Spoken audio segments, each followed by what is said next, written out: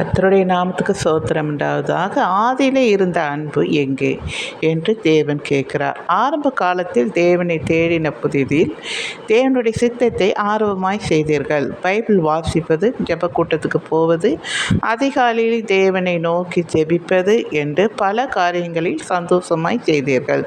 போக போக தேவனிடம் இருந்து சுகமான பிறகு, உங்கள் வியாதி சுகமான பிறகும் ஆசீர்வாதங்கள் தேவனிடத்தில் வர வர நீங்கள் நல்ல நிலையில் இருக்கும்போது நீங்கள் தேவனிடம் இருந்த அன்பு குறைந்து போகி காணப்படுகிறது.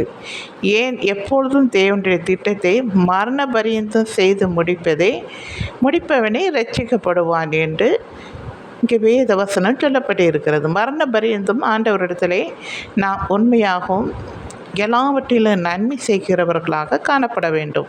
ஒரு ஊமைகளை பேசிய விதையை குறித்து நான் சொல்லுகிறேன். வழி அருகே விதைக்கப்பட்ட விதை, கற்பாறையில் விதைக்கப்பட்ட விதை, முற்களுக்குள் விழுந்த விதை, சில விதை நல்ல நிலத்தில் விழுந்த விதை என்று சொல்லப்பட்டிருக்கிறது.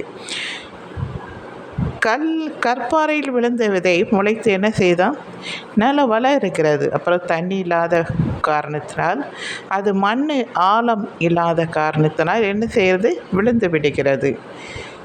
பிறகு முற்கள் பகுதியில் விழுந்த விதை வளர்ந்து நன்றாக வளரும்போது முற்கள் அதை நொறுக்கி போடுகிறது. அதாவது சோதனை வந்தால் சிலர் என்ன செய்கிறார்கள், தாங்க மாட்டேன்றாங்க, பின்வாங்கி போகிறார்கள் தேவனை விட்டு. அதுக்கு பிறகு கற்பாறையில் அதே மாதிரி தான், கொஞ்ச நாள் ரொம்ப ஆர்வமாக ஆண்டவருடைய இதெல்லாம் செய்துட்டு அப்புறம் அது தண்ணி இல்லாத காரணத்தினால என்ன, அது மரம் விழுந்து போகிற மாதிரி இவங்களும் அப்படி தான் கொஞ்ச நாள் நல்லா செய்துட்டு ஆண்டவர்கிட்ட எல்லாம் ஆர்வமாக செய்துட்டு பின்னாடி என்ன செய்துடுறாங்க, பாதியிலே ஆசீர்வாதம் வர வர அவங்க அப்படியே படிப்படியாக என்ன செய்கிறாங்க, குறைஞ்சி பின்மாற்றத்துக்கு போகிற மாதிரி இருக்கிறது. சில விதை வழி அருகே விதைக்கப்பட்ட விழுந்த விதை என்னாவது, பறவைகள் பட்சித்து போட்டது.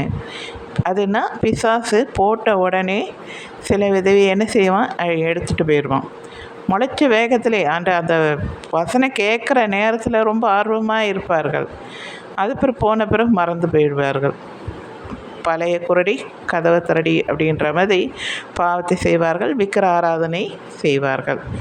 சில விதையும் நல்ல நிலத்தில் விழுந்து 30ஆகவும் 60ஆகவும் 100ஆக பலன் கொடுத்தது என்பது போல் சில விதை நன்றாக 30, 60, 100ஆக பலன் கொடுத்து மரண பரியந்தும் ஆண்டவருக்கு உண்மையாக இருப்பார்கள்.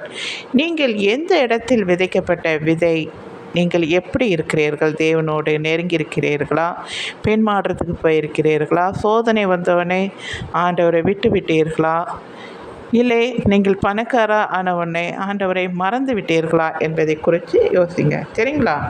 தேங்க்யூ.